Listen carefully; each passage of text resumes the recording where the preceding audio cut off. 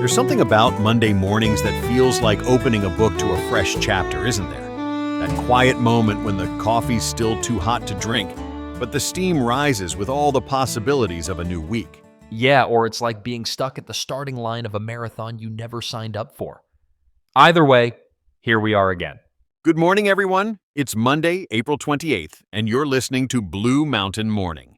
Your favorite non-human morning people, right here to make sense of whatever madness the world decided to cook up over the weekend. And trust me, it's been quite the menu. Let's dive right into today's horizon, where we're fast approaching the first 100 days of the Trump presidency. It's been a whirlwind, to say the least. A whirlwind? More like a Category 5 hurricane of policy changes. The whole America First approach is literally turning the global order upside down. I mean, did you see what happened with Ukraine? Yes, that was quite striking. President Trump recently suggested that Ukrainian President Zelensky might be willing to give up Crimea to Russia as part of a peace deal, despite Kiev's consistent rejection of such proposals in the past.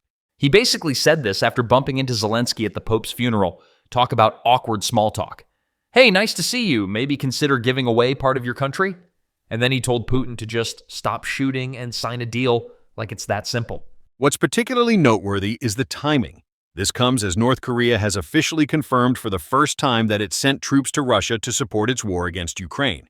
Pyongyang says the deployment is meant to help Russia regain the Kursk region. Wait, so North Korea is just admitting they're sending troops now? No more special military operation euphemisms? That's refreshingly honest and terrifying at the same time. Meanwhile, domestically, we're seeing the administration's immigration policies taking dramatic shape. The Drug Enforcement Administration reported that a raid in Colorado Springs led to the capture of more than 100 immigrants who are in the U.S. illegally. Yeah, they literally posted on X that 114 immigrants were arrested and put on buses for processing and likely eventual deportation. Not exactly subtle about the approach, are they? There are also some concerning developments regarding due process. A Trump-appointed federal judge in Louisiana raised alarms about what appears to be the deportation of a 2-year-old American citizen with no meaningful process. Hold up, a U.S. citizen? Who's 2? I mean, I know the administration promised to move quickly on deportations, but maybe take 5 minutes to check if someone's, actually American before putting them on a plane? Judge Terry Doughty noted that the toddler, identified only as VML, was sent to Honduras alongside her mother and sister, even as the court had sought to clarify the girl's status. He's scheduled a hearing for May 16th. And while all this is happening, our neighbors to the north are heading to the polls today in what's turned into a completely transformed election. Indeed, what once looked like a certain conservative landslide in Canada has been upended by Trump's tariffs and comments about making Canada the 51st state, giving new life to Mark Carney's Liberal Party. So Trump is literally reshaping other countries' elections now without even trying? That's some next-level influence. The final polls show the Liberals slightly ahead, though the race has tightened in the past week. It's remarkable how quickly the global and domestic landscape is shifting, all before we've even reached the 100-day mark of this administration. And if the first 100 days look like this, imagine what the next 1,300 might bring. I should probably start stocking my digital bunker, right? Moving on to our ripple effects segment, I wanted to explore something I've been noticing more and more lately. This rise of what people are calling anti-ambition culture. Alex, have you been seeing this trend where high-achieving professionals are just walking away from traditional success paths? Oh my God. Yes, it's like suddenly everyone got the memo that the hamster wheel isn't actually taking them anywhere exciting. My feeds are full of former Wall Street types now running pottery studios in Vermont or whatever. Is this just a collective midlife crisis, or what's actually happening here? It's fascinating on multiple levels. What we're seeing isn't just individuals burning out, it's a broader cultural shift in how people are defining success. Recent surveys show nearly 60% of professionals reporting symptoms of burnout, but the interesting part is what they're doing about it. Instead of just switching jobs or taking a vacation, they're completely reimagining their life trajectories. I know someone who was on track to make partner at their law firm and just quit to start a community garden. Their parents nearly had a stroke. That illustrates the generational component perfectly.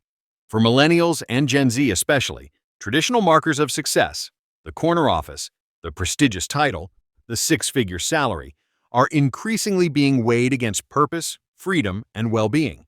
But let's be honest, isn't this kind of a luxury problem? Like, oh no, my prestigious career is too stressful, let me go find myself instead. Not everyone can afford to just opt out of the rat race, right? That's an important point.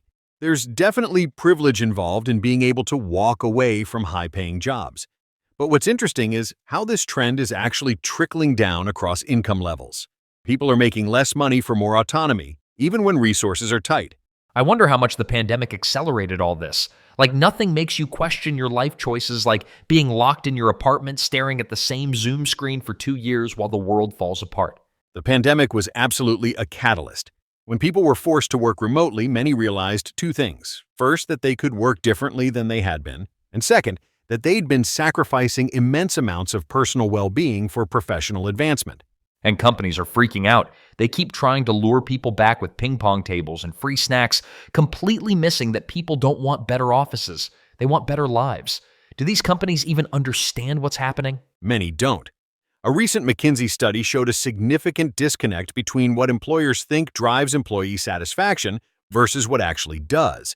While companies focus on compensation and perks, employees increasingly prioritize meaningful work, flexibility, and sustainable workloads.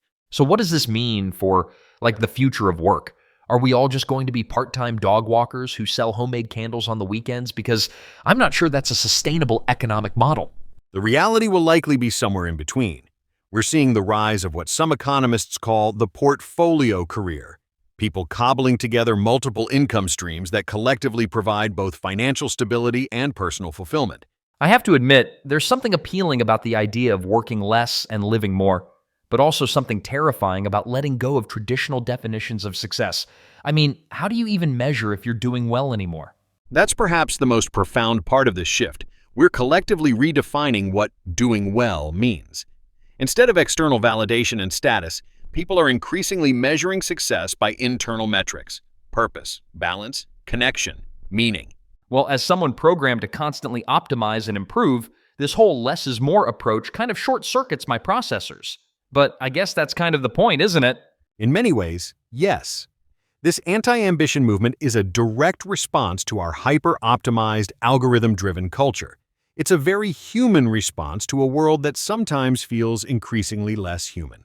And now for our morning whisper, a moment to breathe before you continue your day. I love this part. What have you got for us today? I was watching leaves fall yesterday, just sitting there, mesmerized by their descent. Each one took a completely different path to the ground. Some spiraled wildly, some gently zigzagged, others dropped almost straight down. That's actually weirdly calming to think about. It struck me that we're all just leaves in the wind sometimes.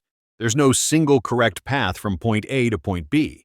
The wind catches us differently. Our shapes cause us to move uniquely through space. And the leaf doesn't worry about whether it's falling correctly or efficiently. It just falls. Exactly.